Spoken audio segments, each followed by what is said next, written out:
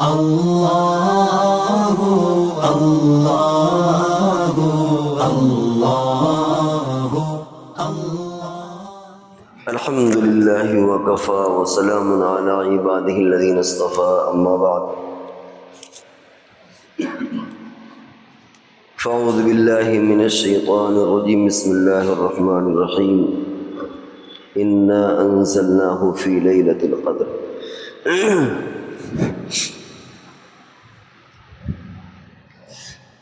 یہ رمضان المبارک کے 2 عشرے گزرنے کو ہیں اور آخری عشرہ شروع ہونے جا رہا ہے۔ اس اخیر عشرے کے بعد مخصوص اعمال ہیں، اگر ان کی طرف توجہ دی جائے تو ہم رمضان میں زیادہ سے زیادہ فائدہ اٹھا سکتے ہیں۔ اخیر عشرے میں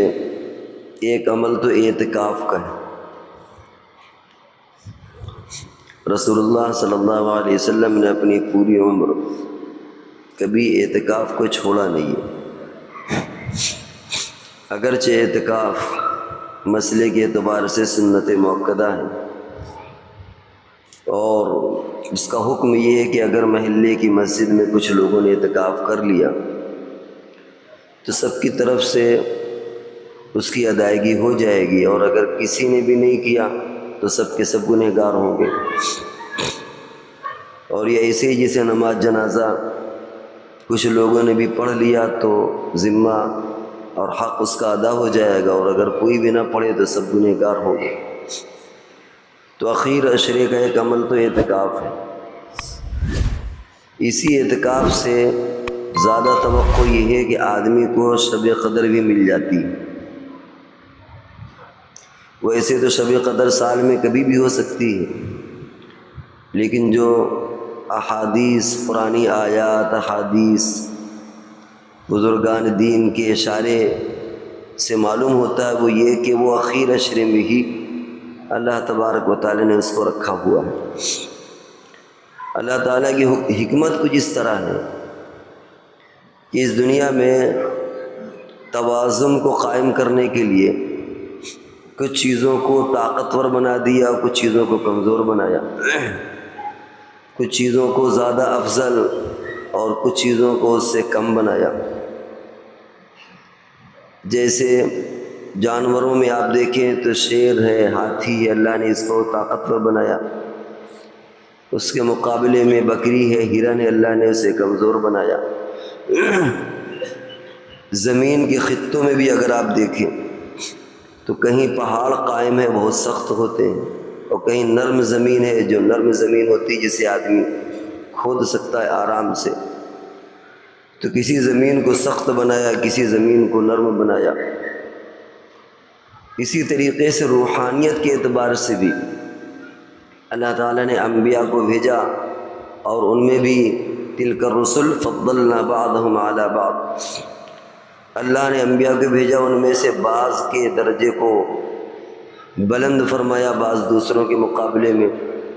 خود اللہ نے فرما دیا تلک الرسل فضلنا بعضهم علی بعض، کہ ہم نے بعض کو بعض پر فضیلت بخشی ہے۔ اسی طرح مکان کے اعتبار سے فرمایا خیر بقاع الارض مساجدها، کہ زمین کے خطے میں سب سے افضل جگہ جو ہوتی ہیں وہ مسجدیں ہوتی ہیں، اور پھر ان مسجدوں میں بھی سب سے بڑا رتبہ مسجد حرام کا ہے، اس کے بعد مسجد نبوی کا ہے، پھر بیت المقدس کا ہے، پھر اسی طرح جامع مسجد اور چھوٹی مسجد اور بڑی مسجد۔ تو مساجد کے اندر بھی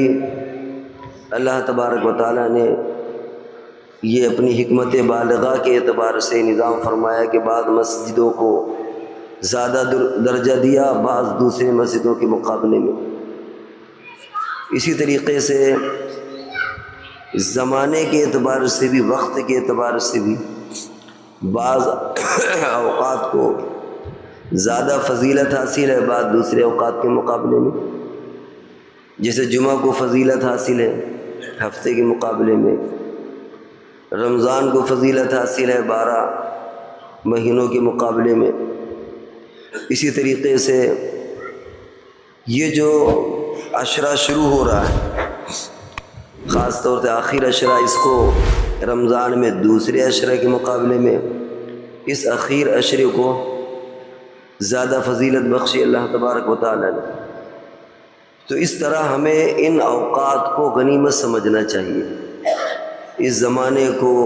اس اوقات کو غنیمت سمجھنا چاہیے اور زیادہ سے زیادہ عبادت کی طرف متوجہ ہونا چاہیے۔ اسی لیے اصل میں ایک اور وجہ ہے لیلۃ القدر کے آنے کی اور اس امت کو اس کے عطا ہونے کی، وہ یہ کہ پہلے زمانے میں امتیوں کی عمریں بہت لمبی ہوا کرتی تھی، اس امت کی عمر اس کے مقابلے میں کم ہے، تو صحابہ نے حضور علیہ السلام سے عرض کیا کہ اے اللہ کے رسول، ہماری عبادتیں تو کم ہو جائیں گی، تو اللہ تبارک و تعالیٰ نے لیلۃ القدر عطا فرمائی کہ اس کے ذریعے سے آدمی مختصر وقت میں زیادہ سے زیادہ عبادت کر لیتا ہے۔ چنانچہ جو کیلکولیشن ہے وہ یہ کہ تقریباً 83 سال یا 84 سال کی عمر، یعنی اتنی عمر عبادت کا ثواب اسے مل جائے گا اگر وہ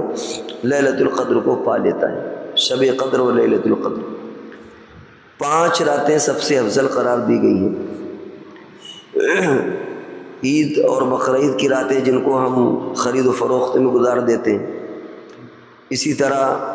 عرفہ کی رات، اسی طرح شب برات جو ابھی گزرا 15ویں شعبان کو، اور یہ لیلۃ القدر جو رمضان میں غالب گمان یہی ہے،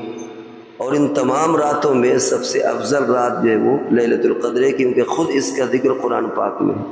انا انزلناہ فی لیلۃ القدر۔ قرآن کو اس رات میں نازل کر کے رات کی اہمیت کا اضافہ کر دیا کہ قرآن اتنی عظیم الشان، اور اس کے نزول کے لیے جو ہم نے انتخاب کیا وہ لیلۃ القدر کا انتخاب کیا۔ تو اگر آدمی اعتکاف میں بیٹھ جائے تو زیادہ غالب گمان یہی ہے کہ اس کو یہ رات آٹومیٹک مل جائے گی۔ اعتکاف کہتے ہیں کہ یکسوئی کے ساتھ مسجد میں رہنا۔ اعتکاف کے بھی اپنے کچھ مسائل ہیں کہ کن چیزوں سے اعتکاف ٹوٹ جاتا ہے اور کن چیزوں سے اعتکاف نہیں ٹوٹتا، ان باتوں کی طرف یا ان مسائل کا احاطہ کرنا مقصد نہیں ہے، لیکن یہ ضرور توجہ دلانا ہے کہ اگر اعتکاف کیا جائے تو اعتکاف کے آداب اور ان کی رعایت کے ساتھ اعتکاف کیا جائے۔ عام طور سے کبھی کبھی ایسا ہوتا ہے کہ اعتکاف کرتے وقت آداب کا لحاظ نہیں کیا جاتا ہے۔ جس طریقے سے باہر کی زندگی ہوتی ہے اسی طرح چند دوست مل کر کے مسجد میں اعتکاف کر لیتے ہیں اور پورا ماحول ویسے ہی ہوتا ہے جیسے کہ باہر کا ماحول ہوتا ہے۔ یہ ایک الگ بات ہے کہ اعتکاف میں فون پر بات کرنے سے اعتکاف نہیں ٹوٹتا، کاروباری باتیں بھی آدمی کر سکتا ہے، گھریلو باتیں بھی کر سکتا ہے، لیکن جتنا کم سے کم ہو اتنا ہی بہتر ہے تاکہ وہ آداب ملحوظ رہیں۔ رسول اللہ صلی اللہ علیہ وسلم کی ساری زندگی دعوت و تبلیغ میں گزری، لیکن اس کے باوجود اللہ تبارک و تعالیٰ نے آپ کو حکم دیا کہ آپ جب ان کاموں سے فارغ ہو، اور ظاہر ہے کہ آپ کے کام کیا تھے، آپ کے جو کام تھے وہ خلق خدا کو اللہ کی طرف بلانا، مخلوق کے رشتے کو خالق سے جوڑنا، مضبوط کرنا، لیکن اس کے باوجود جبکہ سارا کا سارا کام اور سارا کا سارا وقت آپ کا ان چیزوں پہ دائر تھا، فرمایا فَإِذَا فَرَغْتَ فَانْصَبْ وَإِلَىٰ رَبِّكَ فَارْغَب، کہ آپ جب ان تمام چیزوں سے فارغ ہو جائیں، دعوت و تبلیغ سے، لوگوں کو اللہ کی طرف بلانے سے، تو کچھ مخصوص وقت ایسا ہو جس میں محض اللہ کی طرف توجہ ہو، کسی مخلوق کی طرف اس وقت توجہ نہ ہو۔ فَإِذَا فَرَغْتَ فَانْصَبْ وَإِلَىٰ رَبِّكَ فَارْغَب، جب آپ مخلوق سے فارغ ہو جائیں تو پھر اللہ کی طرف متوجہ ہو جائیں، کیونکہ غذا انسان کو اللہ کی روحانیت سے ہی ملتی ہے۔ آدمی کوئی بھی دنیا میں کام کرتا ہے، آپ اس کو یوں آج کے زمانے میں سمجھ لیں کہ جیسے بیٹری چارج ہونا ہے، فیول کا ہونا ہے، بیٹری چارج ہونا ہے، یہ اللہ تبارک و تعالیٰ سے تعلق مع اللہ جب ہوگا، اس کے بعد پھر یہ چیزوں کے اندر یعنی انسان کے اندر ایک انرجی، نئی قسم کی ایک توانائی پیدا ہوتی ہے اللہ سے اپنے تعلق کو مضبوط کرنے کے بعد۔ تو اعتکاف کا یہ عمل جو 10 تاریخ کو سورج غروب ہونے سے پہلے پہلے آدمی آ جائے، اعتکاف کی بھی بہت سے قسمیں ہیں، نذر کا اعتکاف ہوتا ہے، سنت موقدہ کا ہوتا ہے، نفل کا ہوتا ہے۔ نذر کا اعتکاف تو کبھی بھی آدمی رکھ سکتا ہے، رمضان یا غیر رمضان میں اس کے لیے روزہ ضروری ہوتا ہے۔ نفل کا اعتکاف تھوڑی دیر کے لیے بھی ہو سکتا ہے، اور یہ جو اعتکاف مسنونہ ہے یہ باقاعدہ 10 دن کا ہی ہوتا ہے، اور فضیلت اسی اعتکاف کی ہے، کیونکہ اس کے علاوہ جو ہے 3 دن کا وہ تو آپ بیٹھیں نکل جائیں اس سے کوئی خاص فرق نہیں پڑتا ہے، لیکن اس کے اپنے باقاعدہ ضابطے ہیں کہ آپ بغیر کسی ضرورت کے، طبعی ضرورت کے آپ مسجد سے باہر نہیں آ سکتے۔ تو ضرورت اس بات کی ہے کہ ہم اعتکاف بھی کرنے کا مزاج ڈالیں۔ مردوں کے لیے بھی اعتکاف ہے، عورتوں کے لیے بھی اعتکاف ہے، عورتیں اپنے گھروں میں اعتکاف کریں، لیکن اعتکاف کی عادت ڈالنا چاہیے، بس شرط یہ ہے کہ مسجد کے ماحول کو اور اعتکاف کو بدنام نہیں کرنا چاہیے۔ بہت سے لوگ اس طرح کا معاملہ کرتے ہیں کہ بالکل محسوس ہی نہیں ہوتا کہ جیسے وہ اعتکاف میں یا مسجد کے ماحول میں، حتیٰ کہ دیکھیے اصل چیز کیا ہے کہ عبادت چاہے آدمی کم کرے لیکن کم سے کم یکسوئی اس کو باقی رہے، حتیٰ کہ اگر صرف وہ عبادت کرے اور سو جائے تب بھی اعتکاف کا اس کو اجر حاصل ہو جائے گا، بجائے اس کے کہ وہ ضرورت سے زائد باتیں کرے،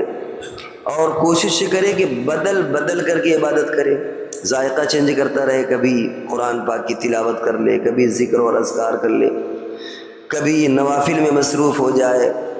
کبھی اور، تو اس طرح بدل کرے عبادت کر کے اپنے وقت کو اس میں خرچ کرے اور صرف کرے، اور جس وقت عبادت نہیں کرنا اس کو آرام سے رہے۔ معتکف کا مطلب یہ ہوتا ہے کہ یکسو ہو جانا، یہ مطلب نہیں ہے کہ باہر سے بھی زیادہ ماحول کو گرم کر دینا۔ بعض لوگ اتنی باتیں کرتے ہیں کہ جتنا وہ مسجد سے باہر اتنا وہ کوٹا شاید رہ جاتا ہے، جو کوٹا پورا کر لیتے ہیں اپنی گفتگو کا، چند دوست بیٹھ گئے اور اپنا سارا گفتگو کا کوٹا پورا ہوتا ہے۔ خاص طور سے وہ لوگ جو 27ویں شب یا 3 دن کا اعتکاف کرتے ہیں، ظاہر ہے کہ اس کی کوئی خاص حیثیت نہیں، وہ تو نفلی ہوتا ہے، اس میں آپ نکلے پھر آ جائیں، اس کی کوئی خاص ایسی اہمیت اس معنی کر نہیں ہے کہ وہ نفلی ہے، اس کے اپنے ایک مسائل ہے کہ اس میں اگر آپ نکل گئے تو ٹوٹ جائے گا، اور نفلی اعتکاف میں آپ 10 مرتبے باہر جائیں پھر آ جائیں کوئی خاص فرق نہیں پڑتا۔ نذر کا اعتکاف بھی الگ ہوتا ہے، وہ بھی ٹوٹ جاتا ہے، اس کی بھی الگ ضوابط ہے۔ تو یہ جو 3 دن والا ہوتا ہے اس میں بھی بڑی خرافاتیں ہوتی ہیں، اور پورا مسجد کا ماحول اور اعتکاف بھی بدنام ہوتا ہے۔ اس لیے ہمیں اعتکاف کے مزاج کی بھی رعایت کرنا ہے کہ اعتکاف کا مقصد کیا ہے، اور اگر کوئی آدمی اعتکاف واقعی صحیح معنوں پر کر لے تو غالب گمان یہ کہ اسے شب قدر کی مل جائے گی، شب قدر کی فضیلت، اور شب قدر انشاءاللہ مل جائے گی۔ اور شب قدر کی فضیلت ظاہر ہے کہ اگر کسی کو ایک رات مل گئی تب تو وہ 84 سال کی عبادت کا اجر اسے مل جائے گا، اور جو راتیں جتنی اہم ہوتی ہیں ان میں ان کی خلاف ورزی یا ان کا اکرام اور احترام نہ کرنا، یا ان میں کوئی خلاف ادب کام کرنا، گناہ کا کام کرنا، وبال بھی اسی طرح ہوتا ہے۔ ایک گناہ آدمی مسجد کے باہر کرے، ایک مسجد کے اندر کرے، دونوں کے گناہ کے جو یعنی سنگینی اس میں فرق ہوتا ہے۔ ایک گناہ آدمی دنیا میں کہیں کرے، ایک گناہ حرم کے اندر کرے، تو آپ جانتے ہیں کہ وہاں ایک گناہ کا وبال بھی 1,00,000 گناہ کے برابر ہوتا ہے۔ تو اسی طریقے سے اگر کوئی آدمی اس رات میں گناہ کر بیٹھا تو یہ ظاہر بات ہے کہ پھر گناہ کا درجہ بھی بڑھ جاتا ہے۔ اس لیے ہمیں ہر رات اس ڈر سے گناہوں سے بچنا چاہیے کہ خدا نہ کرے یہی رات کہیں لیلۃ القدر نہ ہو جائے، اس لیے اپنے آپ کو بچانا چاہیے۔ اور لیلۃ القدر پانے کے بعد بھی کچھ لوگ ایسے ہیں جن کی مغفرت نہیں ہوتی، جن میں سر فہرست تو شراب پینے والا ہے، شراب کا لتی ہے۔ شراب سے مراد خالی شراب ہی نہیں ہے، شراب اور اس جیسی چیزیں سب آ جاتی ہیں، اس میں اسمیک بھی آ جائے گی، اس میں نشہ پتی بھی، سوکھی گیلی، جتنی بھی آج کے دور میں نام بدل کر کے ایڈوانس انداز میں چل رہی ہیں وہ سب کے سب اس کے اندر آ جائیں گی۔ وہ چیزیں جو انسان کی صحت کے لیے نقصان دہ ہو، عقل کے لیے نقصان دہ ہو، عقل کے اندر فطور پیدا کرے یا صحت کے اندر اس کا نقصان دہ ہو، وہ سب کے سب اسٹیپ بائی اسٹیپ اور وہ سب کے سب درجات کے فرق کے ساتھ اس شراب کے اندر داخل ہو جائے گی۔ تو فرمایا کہ اس کی مغفرت ہو جاتی ہے۔ حدیث میں آتا ہے من قام لیلۃ القدر ایمانا و احتسابا غفر له ما تقدم من ذنبہ، کہ جو بندہ لیلۃ القدر پا گیا اور اس نے جیسا اس کا حق تھا ویسا گزارا ایمان کے ساتھ، ثواب شمار کرتے ہوئے اس کے سارے گناہ معاف ہو جاتے ہیں۔ لیکن یہی شرابی جو ہے اس کی مغفرت نہیں ہوتی۔ اسی طریقے سے حقوق والدین، اگر کوئی بندہ ماں باپ کا نافرمان ہے اس کی مغفرت نہیں ہوتی۔ ماں باپ کا نافرمان ہر ایسی جگہ جہاں پر شریعت تقاضا کرتی ہے کہ ماں باپ کی اطاعت کی جائے، بعض جگہ ایسی ہے جہاں والدین کی بھی اطاعت کی ضرورت نہیں ہے، وہ جگہ ہیں جہاں شریعت کی خلاف ورزی ہو رہی ہو، اللہ کا حق پامال ہو رہا ہو، والدین کوئی ایسا کام کہہ رہے ہو جو شریعت کے خلاف ہے۔ بیٹے کا ذہن بنا ہوا ہے کہ جہیز نہیں لینا، سادگی سے شادی کرنا ہے، ماں باپ کہیں کہ نہیں تمہیں یہ کرنا ہے، وہاں پر ان کی نافرمانی کی جا سکتی ہے، وبال نہیں ہوگا۔ لیکن جائز چیزوں میں اگر نافرمانی کرے گا، حقوق خاص طور سے ان کی نافرمانی کرے گا، ان کو ستائے گا، اس کی مغفرت نہیں ہوتی۔ اسی طریقے سے قطع رحمی کرنے والا جو اپنے رشتہ داروں کا حق ادا نہ کرے، اور حق تو دور کی بات ہے قطع رحمی کرے، رشتے ناطے کا کوئی خیال نہ کرے، اس کی مغفرت نہیں ہوتی۔ یعنی رمضان ہے، اعتکاف ہے، لیلۃ القدر ہے اور اسے ساری فضیلت حاصل ہے، وہ لیلۃ القدر میں بیٹھے ہوئے رو رو کر کے آنسو بہا رہا ہے، دعائیں کر رہا ہے، لیکن اگر وہ صلہ رحمی کا معاملہ اس کے اندر نہیں ہے، قطع رحمی کرتا ہے، وہ اس کی مغفرت نہیں ہوگی۔ اسی طریقے سے کینہ پرور جو کسی کو دیکھ کر جلتا ہو، کینہ ہو، کپٹ ہو، لوگوں سے حسد ہو، یا اس تعلق سے جتنے بھی گناہ ہوتے ہیں قلب کے، اس کی بھی مغفرت نہیں ہوتی اتنی عظیم رات آنے کے باوجود۔ اور اگر کسی بندے کے اندر یہ ساری چیزیں نہیں ہیں، یعنی وہ شراب بھی نہیں پیتا، والدین کی نافرمانی بھی نہیں کرتا، قطع رحمی بھی نہیں کرتا، کینہ پرور بھی نہیں ہے، تو اس کی مغفرت پھر طے ہے۔ لیکن یہاں پر رک کر ایک چیز کو سمجھنا چاہیے کہ مغفرت کے ساتھ یا جہاں جہاں پر بھی مغفرت کا لفظ آتا ہے، معافی کا لفظ آتا ہے گناہوں میں، وہاں کبھی غلط فہمی کا شکار نہیں ہونا چاہیے کہ حقوق بھی معاف ہو جاتے ہیں۔ حقوق معاف نہیں ہوتے، وہ چاہے اللہ کا حق ہو یا بندے کا حق ہو۔ اگر کسی آدمی کو معلوم ہو جائے کہ واقعتاً مجھے لیلۃ القدر مل گئی اور وہ اعتکاف میں ہے اور وہ حرم کے اندر ہے، بیت اللہ سامنے ہے، رو رو کر دعائیں مانگ رہا ہے، تو اسے حق ہے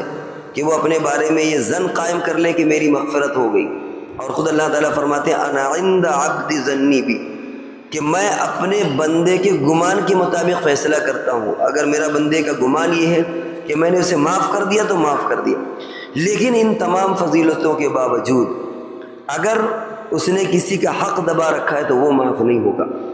کسی کی غیبت کی رکھ کر رکھی ہے تو وہ معاف نہیں ہوگی، چغلی کھا رکھی ہے وہ معاف نہیں ہوگی،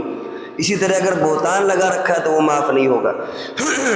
کوئی کسی بھی نوعیت کا حق دبا رکھا ہے تو وہ معاف نہیں ہوگا۔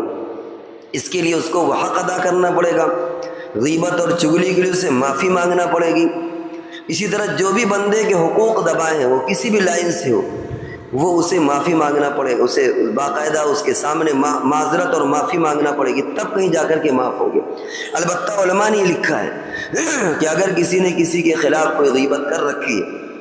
اور اس کو یہ محسوس ہوتا ہے کہ میرے اس سے معافی مانگنے کے بعد مزید اس کو اذیت پہنچے گی، ابھی تو اس کو پتہ نہیں ہے، لیکن اگر میں نے یہ بات اس سے ذکر کی تو اس کا دل اور ٹوٹ جائے گا، زخمی ہوگا، مزید اذیت پہنچی ہے، تو علماء نے لکھا ہے کہ پھر اس کا صلہ یہ ہے اور پھر اس کا معاملہ یہ ہے کہ وہ اللہ سے توبہ کرنے کے ساتھ ساتھ اس کے لیے دعائیں مغفرت کرے جس بندے کی غیبت کی ہوئی ہے، اور کچھ مالی صدقہ بھی کرتا رہے، کیونکہ کبھی کبھی ایسا ہوتا ہے کہ ایک شخص کا ذہن آپ کی طرف سے صاف ہے اور آپ کی اچھی دوستی چل رہی ہے، لیکن آپ نے اس کے خلاف کوئی غیبت کر رکھی ہے، کوئی چغلی کر رکھی ہے، کوئی بہتان لگا رکھا ہے۔ اب اگر پرانے مردے اکھاڑے جائیں، آپ اس سے کہیں کہ بھائی میں نے تمہارے پیٹھ پیچھے تو یہ کیا تھا، تو ایک اچھا خاصا دل، مزید اس کا دل زخمی ہو جائے گا، آپ سے بدظن ہو جائے گا، تو یہ بھی کوئی سمجھداری کی بات نہیں ہے۔ لیکن صرف اتنے سے کام نہیں چلے گا کہ آپ اللہ سے توبہ کر لیں، آپ اس کے لیے بھی مغفرت کی دعائیں کرتے رہیں، اس ایصال ثواب زندگی میں بھی کرتے رہیں، مر چکا ہو تو مرنے کے بعد کرتے رہیں، اور مالی صدقہ بھی کرتے. کیسے معافی مانگ سکتے ہیں؟ اس کا کوئی ایسا حق دبایا تھا جو مالی حق نہیں ہے، تو ظاہر بات ہے کہ پھر اس کے لیے ایصال ثواب اور مالی ایصال ثواب مالی اعتبار سے بھی اس کے حق میں کچھ خرچ کرتے رہیں. اور اگر مال کے اعتبار سے اس کا حق دبایا ہے تو اس کے ورثہ کو وہ مال دینا پڑے گا، اس کے جو وارثین ہیں وہ مال دینا پڑے گا. تو لیلۃ القدر اور شب قدر پا جانے کے بعد، اعتکاف کرنے کے بعد، ساری فضیلتیں پانے کے بعد بھی یہ حقوق معاف نہیں ہوتے. اسی طرح اگر اللہ کا حق دبا رکھا ہے، نمازیں نہیں پڑھی وہ معاف نہیں ہوں گی، وہ آپ کو قضاء عمری کرنا پڑیں گی. زکاتیں نہیں دیں تو ان تمام فضیلتوں کے بعد بھی وہ چھوٹی ہوئی زکوٰۃ معاف نہیں ہوگی، وہ آپ کو دینا پڑے گی. اگر روزے چھوڑ رکھے ہیں تو ان کی قضا کرنا پڑے گی. اسی طرح کوئی اور بھی اگر اللہ کا حق دبا رکھا ہے تو اس توبہ استغفار کے بعد بھی، لیلۃ القدر پانے کے بعد بھی، اعتکاف کرنے کے بعد بھی آپ کو وہ حقوق ادا کرنا پڑیں گے جو اللہ کا حق ہے یا بندوں کا حق ہے. اس سلسلے میں بڑی کوتاہی ہوتی ہے. آدمی حج کراتا ہے، بڑے بڑے نیک اور خیر کے کام کرتا ہے، رو رو کر کے دعائیں مانگتا ہے، تہجد پڑھتا ہے، اور اس کو یقین بھی ہونے لگتا ہے کہ اللہ نے میرے گناہ معاف کر دیے، ایسا اس کو یقین بھی ہونے لگتا ہے. لیکن یہ شیطان کہیں غلط فہمی میں نہ ڈال دے. شیطان کبھی کبھی آپ کو غلط فہمی میں ڈال دے کہ بس ہم نے گنگا نہا لیا، سب کچھ ہمارے دل کے، کچھ بھی نہیں دھلے گا اگر اس کا تعلق حق اللہ کے حقوق سے یا بندوں کے حقوق سے. وہ تو بہرحال کرنا ہی کرنا ہے چاہے جتنی فضیلتیں ہم کو مل جائیں. تو اس وقت جو باتیں شروع کی وہ یہ کہ اللہ تبارک و تعالیٰ نے دنیا میں اپنی حکمت کے اعتبار سے طاقتور چیزیں بھی پیدا کی، کمزور چیزیں بھی پیدا کی. ایک طرف شیر و چیتے پیدا کیے تو بکری ضعیف پیدا کی، پہاڑ پیدا کیے تو نرم زمین پیدا کی، انبیاء پیدا کیے ان میں فضیلت دی، مکان بنائے تو مسجدوں کو بازار کے مقابلے میں فضیلت دی، حرم کو اور مسجدوں کے مقابلے میں فضیلت دی. زمان اور وقت کے اعتبار سے رمضان ہے، جمعہ ہے، اور خاص گھڑیاں ہیں، لیلۃ القدر ہے، ان کو فضیلت اللہ تعالیٰ نے دی. تو اب اس اعتبار سے ہمیں ان چیزوں کو وصولنا بھی چاہیے، ان چیزوں کو کیش بھی کرنا چاہیے تاکہ ہم وقت کو ضائع نہ کریں. اور یہ چونکہ اخیر اشرا شروع ہونے کو ہے، لہذا جو لوگ اعتکاف کرنے والے ہوں وہ اعتکاف کریں، لیکن خاص لحاظ رکھیں کہ اعتکاف کو بدنام نہ کریں. کچھ نہ کریں تو خاموش رہیں، لیکن ایسا اعتکاف نہ کریں کہ مزید بدنامی کا ذریعہ بنے. اور خاص طور سے جو 3 دن والا وہ ہوتا ہے وہ تو بہت تکلیف دہ ہوتا ہے. اس میں تو ساری بھڑاس لوگ اعتکافی میں آگے پوری کر لیتے ہیں، جو دن میں ادھر ادھر کہیں بات نہیں کر سکتے، وہ پورا پری پلان کہ بھیا ایسا 27 کو بیٹھنا ہے، اور پھر کچھ بیٹھ گئے مل کر کے، اور سارے بس جو واقعتاً جو معتکف ہیں ان کا بھی مزاج خراب کر دیتے ہیں، اور وہ بھی ماحول مسجد کا خراب کر دیتے ہیں. تو بھائی وہ نفلی اعتکاف اس کی کوئی خاص ایسی حیثیت نہیں ہے، وہ تو کبھی بھی آپ رکھ لیں. اصل یہ جو ہے یہ اعتکاف ہے جو 10 دن کا ہوتا ہے. تو بہرحال آپ 24 گھنٹے کا رکھیں، 3 دن کا رکھیں، کوئی بھی رکھیں، لیکن اس کا احترام کرنے کے ساتھ بھی. اور ان تمام فضیلتوں کے بعد بھی اگر آپ کو اعتکاف کی دولت میسر ہو گئی، شب قدر کی دولت میسر ہو گئی، آپ کو یقین ہو گیا کہ ہمارے گناہ معاف ہو گئے، تو بس ایک بات ذہن میں رہے کہ اللہ کا حق معاف نہیں ہوتا اور بندے کے حقوق معاف نہیں ہوتے. ان تمام چیزوں کی رعایت کے ساتھ اگر ہم وقت گزاریں گے تو انشاءاللہ اس کے فوائد ہم اپنی زندگی کے اندر محسوس کریں گے. اللہ تبارک و تعالی ہم سب کو عمل کی توفیق عطا فرمائے.